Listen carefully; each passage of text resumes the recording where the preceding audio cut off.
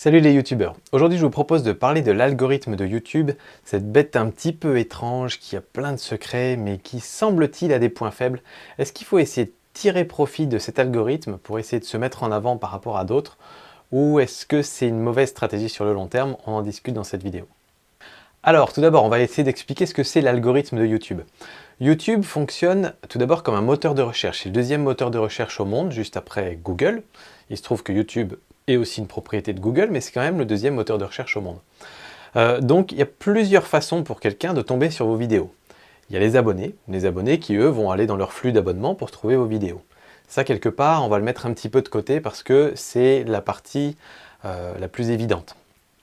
Et ensuite, il y a les recherches. Si quelqu'un tape par exemple comment faire un maquillage comme Rihanna par exemple, il va y avoir tout un tas de vidéos qui vont présenter des tutos pour faire des maquillages comme Rihanna. Et l'algorithme de YouTube va décider quelle vidéo il va mettre en premier, en deuxième, en troisième, en cinquantième, en 2000e. Et évidemment, vous avez beaucoup plus de chances que les personnes qui font cette recherche aillent voir votre vidéo si vous êtes premier, deuxième ou troisième. De la même manière, sur YouTube, c'est pas la seule façon de découvrir des vidéos. Il y a aussi des vidéos qui vont être suggérées. Par exemple, je regarde cette première vidéo sur comment faire un maquillage façon Rihanna, et sur le côté, je vais avoir d'autres petites propositions de vidéos sur faire un maquillage comme Beyoncé ou d'autres choses, etc. Et donc, je peux avoir envie de cliquer sur celle-là. Et ces vidéos-là aussi, qui sont suggérées, sont sorties de l'algorithme de YouTube. C'est-à-dire que YouTube a une espèce de formule magique qui va lui permettre de mettre certaines vidéos et pas d'autres. Et donc, tout l'enjeu sur YouTube, souvent, quand on veut être découvert, quand on veut qu'il y ait des nouvelles personnes qui arrivent sur notre chaîne, c'est d'essayer de produire du contenu qui peut, entre guillemets, satisfaire l'algorithme pour que l'algorithme nous positionne bien dans les champs de recherche et dans les suggestions. Alors, est-ce que c'est un bon calcul ou pas sur le long terme? Mon avis personnel, c'est que c'est pas un bon calcul, et je vous explique un petit peu pourquoi. Ces derniers temps, vous avez peut-être remarqué, sur YouTube, il y a pas mal de gens qui disent alors le nouvel algorithme de YouTube demande à ce que vous mettiez des pouces bleus, alors s'il vous plaît, mettez plein de pouces bleus, et puis surtout mettez des commentaires. Il y a aussi certains YouTubeurs, c'est un petit peu bizarre, qui d'un seul coup ont des centaines de milliers d'abonnés, alors qu'ils partent de rien et qu'ils ont des vidéos qui sont pas forcément si extraordinaires que ça. Voilà, donc c'est des personnes qui essayer de jouer un petit peu avec l'algorithme de YouTube. Alors pourquoi pas, ça peut être un moyen de se faire connaître, et je pense que si vous passez par ce biais-là, il n'y a pas vraiment de mal. Maintenant, ce que je veux dire, c'est que si vous faites en sorte de plaire, entre guillemets, à l'algorithme de YouTube, vous allez constamment devoir changer votre format, constamment devoir vous adapter à YouTube. Et surtout, vous allez constamment aller chercher la petite faille, le hack, le petit truc qui va permettre de faire mieux que les autres, la petite ficelle, la petite triche, entre guillemets. Et il faut bien vous dire que YouTube, son objectif à la fin, c'est toujours d'améliorer son algorithme pour que quand les gens viennent sur YouTube, ils tombent sur du contenu de qualité, qui les satisfasse et qu'ils aient envie de continuer de regarder. Donc quelque part, YouTube va constamment essayer de lutter contre les gens qui utilisent des hacks. Je ne dis pas qu'ils vont vous interdire votre chaîne ou autre, à part si vous faites des trucs illégaux, mais normalement il n'y a pas de souci. Mais ce que je veux dire, c'est qu'une fois que vous avez trouvé un hack, je dis n'importe quoi, par exemple vous demandez à tous vos abonnés de mettre des pouces bleus parce que paraît-il en ce moment ça marche bien. Bon, ça reste à vérifier, pour ma part j'ai pas remarqué que ça marchait bien, mais voilà. Imaginons, vous demandez à tous vos abonnés systématiquement de mettre des pouces bleus. YouTube, ils sont pas bêtes, ils vont regarder un petit peu ce qui se passe, et après ils vont se dire, tiens, toutes les vidéos que je mets en avant, je regarde les intros, ah bah c'est marrant, les 25 premières vidéos qui sont en tendance, il se trouve que le youtubeur en premier, il dit, vite, vite, mettez des pouces bleus, mettez des pouces bleus. Et donc ils vont se dire que, quelque part c'est biaisé, le message est biaisé, et que donc les pouces bleus ne reflètent pas la qualité d'une vidéo, parce que ça reflète juste le fait qu'un youtubeur demande, avant même d'avoir vu le contenu, de mettre des pouces bleus. Donc YouTube va se dire, ok, sur cette histoire de pouce bleu, on s'est trompé, on va faire marche arrière et on va prendre un autre critère pour le mettre dans notre algorithme, etc. etc. Et donc tous ceux qui avaient pris l'habitude de proposer des pouces bleus et qui du coup se voyaient propulsés jusqu'au sommet, bah, vont devoir trouver une autre combine, vont devoir trouver encore autre chose. Et au lieu finalement de se concentrer sur leur contenu et sur ce qu'ils ont envie de proposer à leurs abonnés, ils vont constamment se concentrer sur YouTube et ce que YouTube recherche à mettre en avant.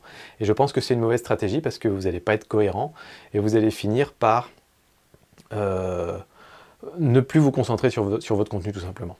Voilà, autre chose, par exemple, en ce moment, alors les pouces bleus, je vous dis, je suis vraiment pas sûr que ce soit le cas, même quelqu'un de chez YouTube m'a confirmé que non, c'était pas forcément quelque chose que l'algorithme prenait énormément en compte en ce moment.